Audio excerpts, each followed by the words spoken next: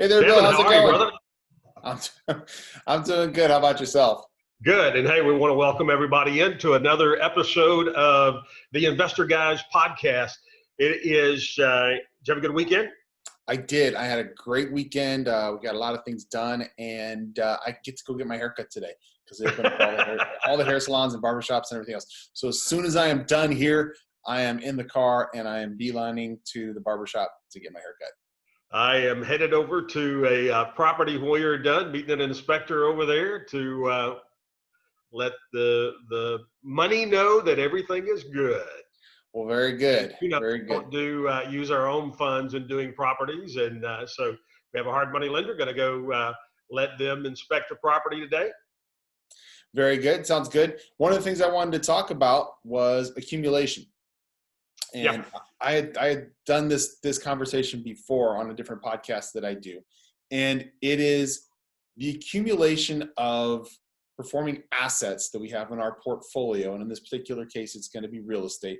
And also the accumulation of wealth. And the accumulation of wealth comes from those performing assets.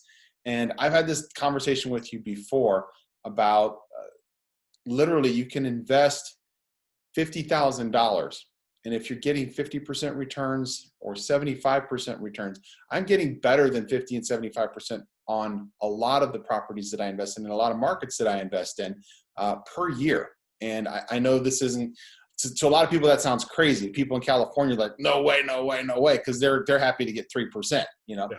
It may not be viable in California. That doesn't mean it's not viable elsewhere. Right. So there are markets where you can make that kind of money annually. So if you were to take as little as $50,000, and a lot of people can get their hands on $50,000, whether they've got it in their pocket or the bank account or not, they might have it in their 401k, they may have it in their retirement account, they may be able to partner with somebody on that. If you do some quick math, or if you go to our Facebook page, I posted up the video there where we do a PowerPoint presentation on it. But if you do some quick math, you can figure this out on your own. 50,000 at 50K is going to return you $1 million per year cash flow in your pocket every single year in less than 10 years. It's going to be right about that 9-10 year mark. And that is if you are continuing to reinvest that 50% return back into properties that are giving you a 50% return. And to be able to turn $50,000 into over $1 million in income, cash, pre-tax cash in your pocket in less than 10 years, that's huge. But that's not all, because you're looking at over $5-6 million worth of properties in your portfolio that you are controlling. And you're looking at over $1 million worth of equity in those properties as well. So all told, you're talking $8 million or more that you have your hands on, you have control on. So the example that I use, I love this because it works out in round numbers. If you're getting 75% return on that $50,000, and I get 75% more all day long in certain markets. If you're getting 75% on that money, at around year 8, you're making $1.1 million cash in your pocket. And my recommendation to people when I go over these numbers is, remember, you were able to make $1.1 million in about 8 years from $50,000.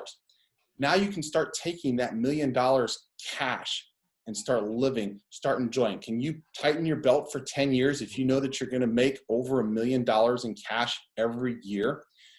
Take that $100,000, because it's $1.1 million, just going strictly by the numbers. I mean, if you're making better than 75%, you're going to be making more than that. Take that $100,000, double down, put it back into the same strategy. And now you've cut your time in half. You're talking about another $1 million that you're going to be making in 4 years. So now you're making $2 million in cash at the end of 12 years. So we don't lose anybody and them just their head explode. Let's break that down and just take one property and walk through what it means when you say, I'm getting a 50% return on this property. So let's go through the 50 and walk it through Okay. one deal so then we can extrapolate from there. I'm purchasing now I all day long, if I find properties in Cleveland that are interesting to me, because there are plenty of them, I can buy duplexes. That's a multifamily property in Cleveland for $50,000 or less. That means I'm putting 20% down, which is $10,000. So out of that $50,000, I'm actually buying 5 different properties. Okay. My cash flow on each one of those properties at the end of the year, after my taxes, after my insurance, after my mortgage, after my property management, after maintenance, after everything, is going to be 50 to 75%. And quite honestly, Bill, I've got properties that are 100 plus annual Okay, return. so is that 50% on 50 grand or is that 50% on the 10,000? That's 50% on the 10,000, but Okay. times the 5 properties. Yeah, no. I just want to make sure. I want to get it real small so that we don't lose anybody with the bigness of the numbers. Because if we can get them to understand the just one piece, So then it's easy to So see let's it walk through this explode. scenario. We've got $50,000, okay? And instead of buying one property for $50,000, we're going to use that $50,000 as leverage, and we're going to purchase 5 The different. greatest thing about real estate, leverage. Right. You purchase 5 different properties. So our return on investment for each one of those properties is 50% or greater. But because we bought all 10 and they're in the same market, they're the same types of properties, they're the same types of renters, it's the same types of strategies, we are getting 50% on our 50 grand. Mhm. Okay. So you look at one property, and let's just look at one side of the duplex or the duplex, anyone. So we put $10,000 down. So what our goal is to cash flow after all expenses $5,000 for the year. Now we got 2 sides of the duplex, so we need $2,500 a side for the year, which means we're going to need about $200 a month per side in net cash flow. Right. So if you're buying a property at 50, and if that's a duplex, you're really buying one side for 25. What you're really looking at is, can this one side produce a 10% for the year cash on cash return? And when you add all this together, you end up getting 5 grand, and you put in 10,000, you got 5,000 through the course of the year. That's a 50% cash on cash return. So when Kevin talks about the big numbers, don't go glassy eyed on us. Understand that's a 50% return cash on cash.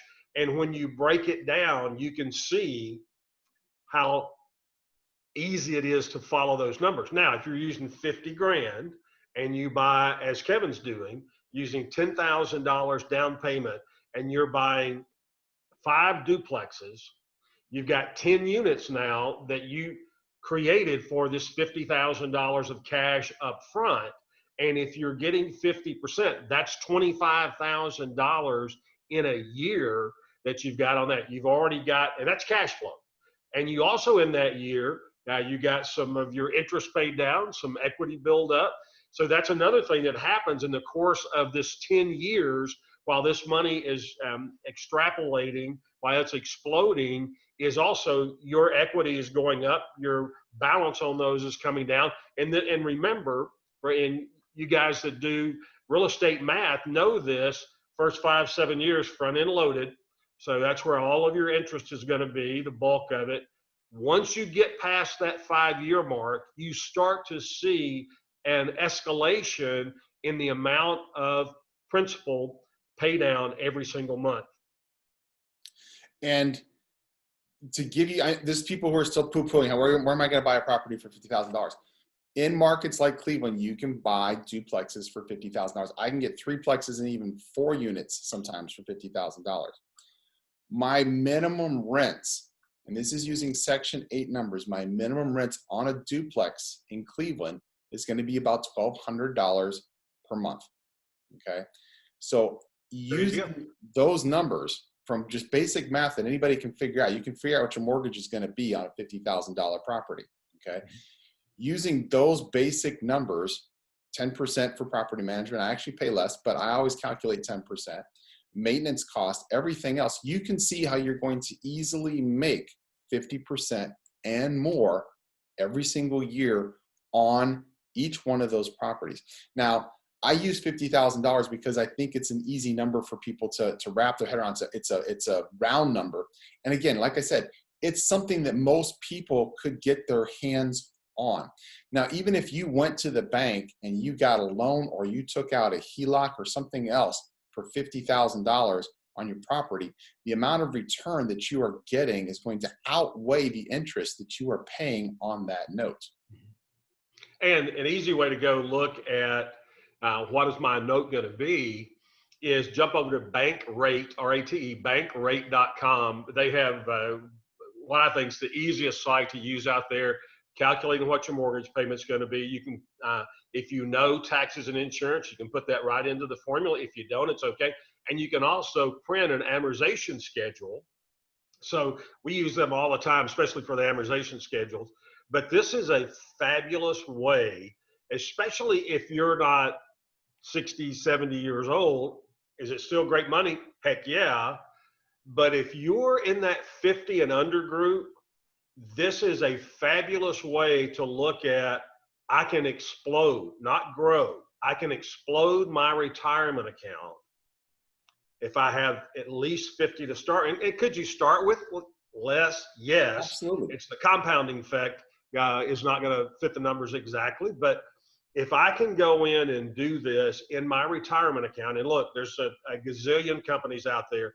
We use Quest a lot down in Houston, Equities Trust, SunTrust. There's a dozen really good ones that understand holding real estate inside your retirement account. And when you do that, man, that rascal can just jump for you. And so this is great stuff, Kev. Great stuff. Yeah. And to put it in perspective, you're not just a multimillionaire on paper. Okay. You're a multimillionaire with paper in your pocket with dead presidents on it. You, like I said, at the end of 12 years, if you're reinvesting that extra $100,000 from your $1 million, how well could you live on $1 million a year? Let me ask you that first. Most people could do really well on $1 million a year. You can keep that $1 million a year after those 10 years. Your properties are still going to put that $1 million in your pocket. You don't have to reinvest that anymore. That's still $1 million in your pocket that's coming in cash flow. You take $100,000 from that year number 9, and you put it back into the same strategy. And by year number 12, you're talking about $2 million in your pocket every single year. But here's the thing. Next year, you've got $1.1 million still coming in. You take that $100,000 and you put it back into the same strategy. So year number 13, you're making $3 million. Year number 14, you're actually making almost $5 million. Okay. This is how accumulation literally builds and grows. It's not just you accumulating the assets and the wealth, it's compound interest that is building in your favor for the assets that you own. And you're building that compound interest by putting your money back into that strategy. So just consider each one of these a bubble that you're putting money into. That first bubble, when you've got that 8 years at say 75%, let it just put cash in your pocket. You can reinvest it if you want, but let it just put cash in your pocket. Bubble number 2 at 12 years is putting cash in your pocket. Okay. Bubble number 3 at 13 years is putting cash in your pocket. You're talking about almost $20 million cash in your pocket, not counting the 20 million plus properties that you own. Okay. And the almost $20 million worth of equity and $100 million worth of properties that you control. Okay. This is why it drives Kevin and I crazy when people hesitate to get involved with investment real estate. It is there's nothing out there. I used to use this joke, and a lot of people were offended by it. I used to say the only thing out there that you can get into that is more profitable than real estate is crack futures. Uh, and so, that's the kind of return that you can get. Could you have invested in Microsoft at whatever stupid number? Yeah, you could have, but I'm betting you didn't. And could you at any other stock? Yes. The big difference here is that these assets will never go to zero.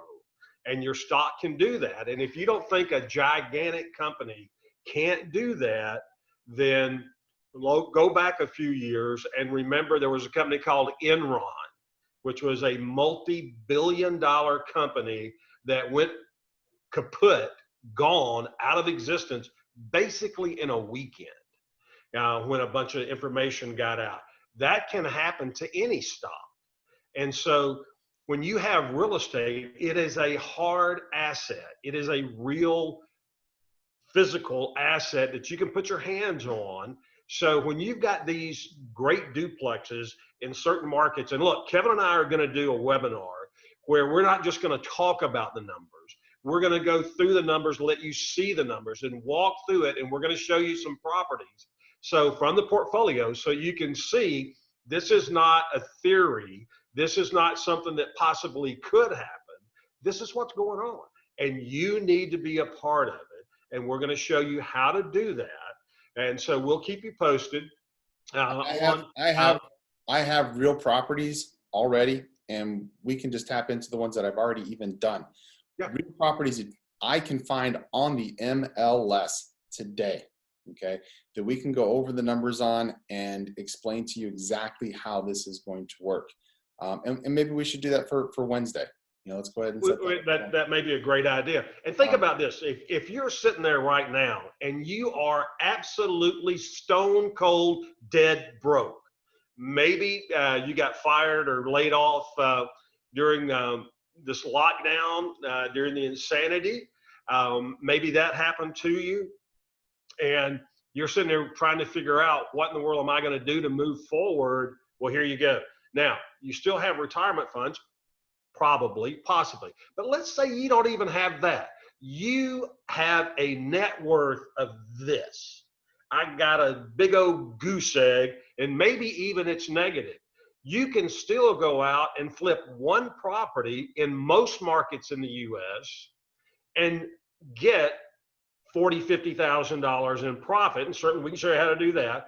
$40,000, $50,000 worth of profit. Now you have got your initial investment to move forward. And that's where wealth accumulation really starts, is what am I doing to acquire a evergreen process? So every single millionaire out there, no matter how they're doing it, and the overwhelming majority of people that have become millionaires in our country have become millionaires through real estate. That's no secret to anybody. But no matter how they're doing it, they've created a process that allows them to multiply their time value of money. You can't go work a job and get wealthy. Can you work a job and have your insurance paid and all that kind of stuff? Yeah, and you may need that for security, but you got to do something on the side over here, if that's your thought process, to create wealth, to create net worth, to create something that you can pass down to your kids and your grandkids. Create something that, what happens if you get hit by a bus tomorrow? What happens if, some sickness comes in and our economy gets shut down and suddenly you don't have that job to go to? We've had a ton of guys that have reached out to us and said, because we've been doing accumulation of rental properties, and I say a ton, a handful of guys I know personally, because we've been doing accumulation of rental property, they were able to go back to their tenants and say, hey, look, we understand you got caught up in this. We're in a position to be able to say, this month, we're going to skip rent. Next month, we're only going to charge you half rent, and then we'll reevaluate and see where things go from there. One of them said, hey, we decided to cut everybody in half for 90 days and give them 3 months worth of rent at half price. And if you don't think people don't appreciate that, You're kidding yourself. And if it doesn't, you don't think that doesn't build an incredible amount of loyalty from your tenant base. But look, this thing is going to get behind us. It's getting behind us depending on what part of the country you're in. What, Kev, 42, 3 states already are opening 43 back states up. are back, yeah. And to put this in perspective, I've been doing this exact strategy in these markets for 35 years. There are properties that I own outright, okay? It's not gonna hurt me to not collect rent on those properties. I'll probably still have to pay property taxes, although in a lot of cities and a lot of counties, they are eliminating property tax for this year or for this half of the year. Yeah. You know? Yeah. So what happens with those is yet to be seen. But when you start getting to a few hundred doors, which you can literally do in a matter of 15 years, okay? When you start getting to a few hundred doors, it's not going to hurt you to absorb a month's rent here or there from a situation like this.